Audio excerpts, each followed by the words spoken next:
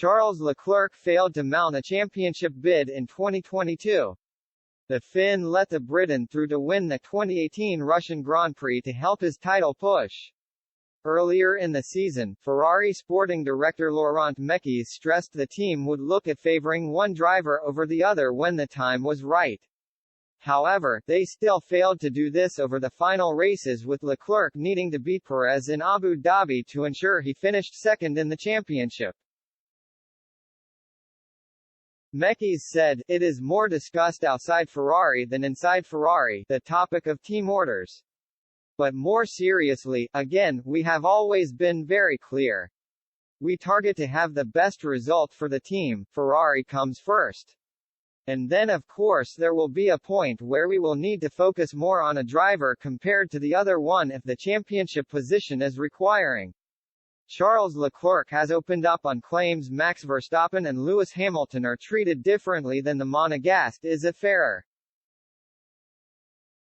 Leclerc has cut a frustrated figure over the second half of the season as his championship bid faltered.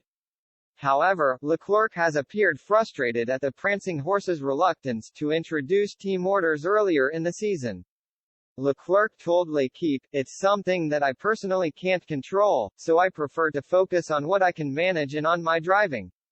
These are things that are dealt with internally if I feel the need to. My job is to do the best possible and then the team must push in my direction. That's my answer." The Ferrari man urged his team to do something at the British Grand Prix as he struggled behind Carlos Sainz, but the team refused to intervene.